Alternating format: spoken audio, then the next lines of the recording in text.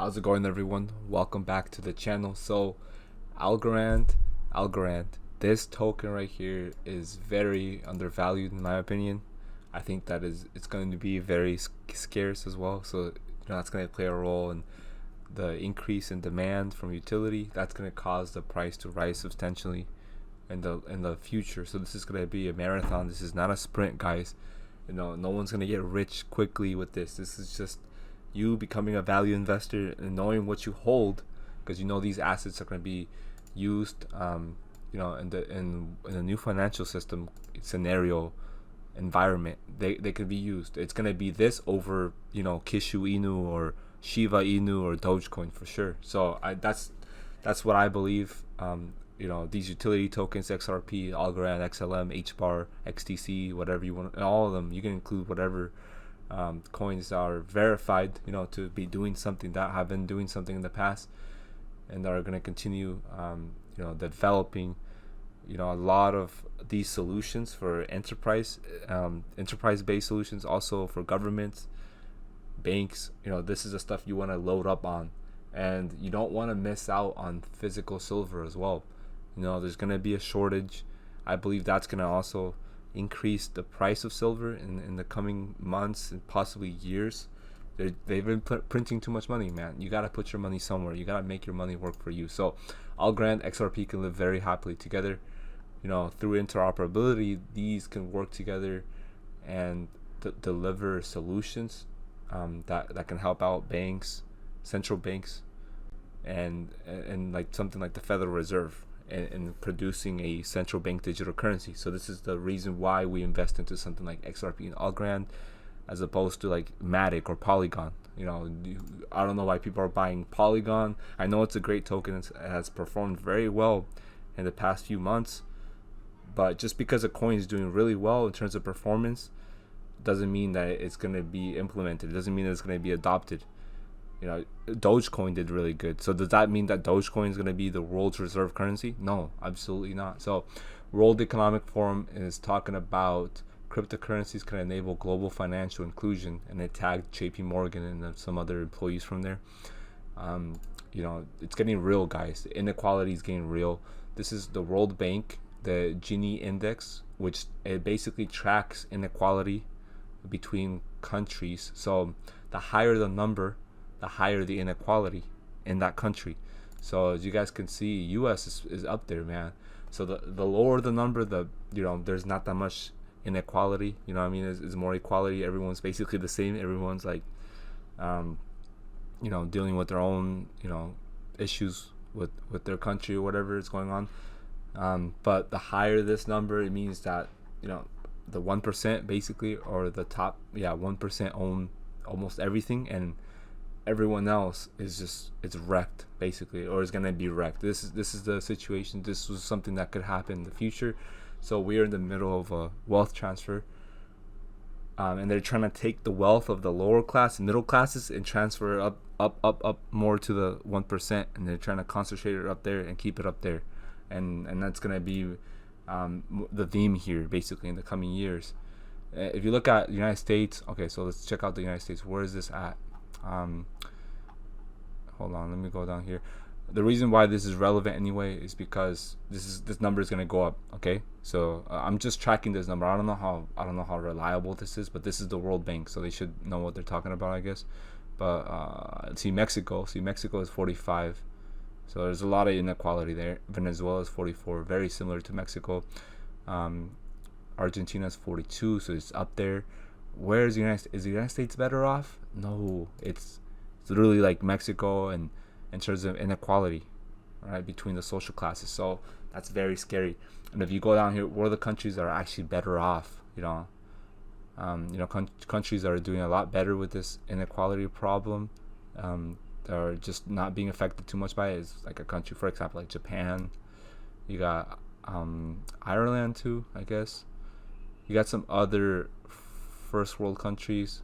Japan is the one I mentioned. Let's see, Singapore is not even up there, so they're not even tracking that. But some of these countries, just because they have a low Gini or inequality number or whatever, doesn't mean that they're rich countries. It just means that everyone's pretty much the same. But Japan, we know that's a world power. Japan is basically very, very wealthy as a country. So the fact that their inequality number is like around, is below 40, it is really good. It just means that there's a lot of middle class people, there than the 1%. So it just means that the wealth is mostly located in the middle class and high middle class around there. So it's not like the United States where 1% owns everything. Most people can do well, have a decent standard of living in a country like Japan and South Korea, because those are countries with like 32 right here on this index. So yeah, it just shows you that basically they're doing a lot better than the U.S. when it comes to inequality, and we know those countries are first world countries. So obviously they're doing well. If you're there and you're middle class, you enjoy a high standard of living. If you're in the United States, you have to make so much money to enjoy a high standard of living. It's insane. Like people with $40,000, $50,000 of income a year, they because the standard of living in the U.S. is so high, and it's crazy. Some people can barely get by with that because of bills and debt and stuff. But anyway, if you look down here, you can see that the World Economic Forum mentioned Algorand, Cardano, Celo, the XRP ledger, Solana, and Stellar as part of their throughput and scalability solutions right here within blockchain technology. So Algorand is the one that's the first one up there, 1,000 transactions per second, so very scalable. And they mentioned how there's a ledger close time, or basically like the time it takes to confirm a transaction is approximately 5 seconds, which is very fast compared to Ethereum and Bitcoin, of course. So people are like, well, 5 seconds compared to what? Compared to Bitcoin and Ethereum, that 5 seconds is night and day. The following resources are available to learn more. So they mentioned that as something that's very scalable. Cardano is in here, allows for 257 transactions per second. It's going to be more though, once the upgrades are in and stuff, mainnets and stuff, all that starts. Sharding, I think, is going to make it faster. At least that's what I heard. I don't really read up much on Cardano because I don't really care about it. I mean, it's a great investment long term, but it's not something I'm really excited about. I'm more excited about XRP Stellar, as you guys can tell by the videos I've been making recently, as well as Algorand. Algorand is one of my favorite right now because of the fact that it's so undervalued. And I'm gonna show you why it's so undervalued. But Federal Reserve keeps printing money, so the printer's going it keeps on going. Algorand right here, market cap of 3 billion. We know that's irrelevant because it's more about volume and liquidity. Think about it like this, okay? If someone creates a meme token and they pull the liquidity out, right? They scam the bag holders. There's no liquidity, so no one can sell because no one's gonna be buying. There's no there's no one's buying and selling. Liquidity is basically just how much of that asset is being bought and sold. So if someone pulls the liquidity, it's over. That's called rug pulling. So a token like Algorand, benefits from high liquidity because a lot of people believe in this. I'm going to show you an example of people that believe in this, and this is the Arrington XRP guy. This guy is known in the XRP community. He announced that his firm Arrington Capital invested $100 million. So this is for their Arrington ALGO Growth Fund, and he said, he's tweeted down here below that, he said all caps means this is very important, and he's talking about how this is very big for them. And they're not playing around. This friends, and he knows Brad Garlinghouse personally, so that's what I mean. They hang out, and here's proof that they actually hang out. For anyone that doesn't know, I mean, I don't know if you guys should have seen this picture. He's the one taking the picture of Brad Garlinghouse with the CEO of Algorand, Steven. So they're all here together. So what they were discussing is possibly Arrington guy investing into Algorand because he's already heavily invested into XRP. So if he believes in XRP long term, that must mean that Algorand's up there. And then he's alluding to the fact that, hey, Algo and XRP can live very happily together. So without breaking any NDAs, I'm pretty sure he's implying that these two tokens are going to work together and possibly helping banks and also like the IMFs, which controls the central banks and stuff, and helping them reduce friction in cross-border payments and settlements and stuff like that. So this is something that's going to be powerful for that. Now the price, man, this is not that high. I mean, we've enjoyed a high of like $2 and something cents in the past when it launched, the mainnet was launched, but just recently during this bull run for this year, it went up to as high as $1.71, which was not that high. I mean, that's just nothing when you compare that to like XRP, which has way higher circulating supply, and it did a lot better in the previous bull run than this. So that gives me an idea that like maybe we're not there yet. Maybe we still got a few more months, and that these tokens will eventually recover, and we will see the real like run up before the bear market. But I'm just speculating here. The reason why I think this is undervalued is because we are sitting at $1.07, and the all-time low, which was recorded on March 13th, 2020. We know what happened in March 2020. The stocks crashed, so everything crashed, including the cryptos, and it was 10 cents. That was like the biggest opportunity to load up on Algorand, and anyone that missed out is probably like hitting their heads right now, because I am, because I bought into this like at around 80-90 cents. So I mean, I would have loved to have bought this at 10 cents. That would have been insane. Anyway, we are literally 10x from an all-time low. So if you look at other tokens, HBAR, for example, is also undervalued, but not as much as Algorand, because if you look at HBAR, was once 1 cent. The lowest price ever for HBAR was apparently like 1 penny, and we're up 18 times. We're up 1,800% since then.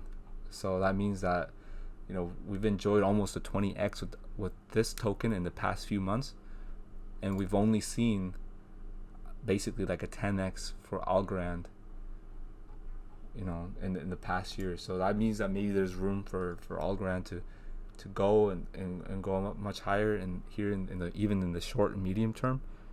I'm not guaranteeing anything. I'm just saying there's a possibility, man. I mean, look, check this out. If you take Ethereum's market cap, even though we know like cryptos and market caps, it's not something that should be utilized to predict its future price, but still, look, swap hold on, I'm using Ethereum. Swap Algo and Ethereum, for example, in terms of market cap, and you get Algorand being $92. This is basically implying that if Algorand had $288 billion worth of market cap, then that's the price for Algorand, almost $100. Doesn't mean that $288 billion is going to flow right through it. This is the last traded price times circulating supply. That's what makes up a market cap. That's why it's so useless and unreliable when predicting like where a coin can go in the future. So I'm just letting you know, if that market cap gets up there, and we'll be talking about a $90 Algorand, which is absolutely insane. Now XDC is also a coin that I want to say is very undervalued. This has gone up though. This has enjoyed its price increase in the past year or two. I mean, this coin was literally like 0.0003. That's like what, like half of 1/10 of a penny or something. It's crazy. And this is like when the coins are like, it only costs 0.0003 for a transaction. This is literally what they mean. It's this all-time low right here. That's how cheap this coin was in 2019, and the fact that it's at like 5-6 cents ended up actually going up to like 15 cents as its all-time high. But this is up like 132 times in price since its all-time low. So this has already done like 130x around there. But still, I think because this is still like 5 cents, this is basically XRP in like early 2017. This is like XRP when it was 4 or 5 cents. I mean, look at the circulating supply. Look at its fundamentals. Look at what XDC is gonna do in the future, and with trade finance and R3 Corda, right? So yeah, that's all I wanted to mention, guys. A lot of printing. Make sure you look at physical silver and physical gold, because that's a hedge against inflation. So that's a way to preserve your wealth, and it's real money. You can hold in your hands physically. Digital assets is just to disrupt banks and stuff like that, but this has potential in the short to medium term as well. Obviously, Once you have enough money on the sidelines and stuff, and you have a decent amount of precious metals, then and only then people should even consider investing into utility coins like Algorand and XRP Stellar. Even though those are like the better tokens out there in the market, you should still first load up on having your emergency fund build up, right? You gotta have some money for an emergency and cash fiat, and then you load up on some precious metals, like mostly silver and then some gold, just to have that during a bartering situation. If the US dollar collapses due to hyperinflation, then you have something to like exchange for food or supplies, water, during something like that, when no one believes in the US, when everyone's using anything but the US to pay for things, like including crypto or actual physical silver coins, that junk silver, constitutional silver, whatever you want to call it. Then you gotta have some of that just in case. And then after you have all that stuff, then you can consider buying this stuff, investing into this. And don't trade it. Don't trade utility coins, guys.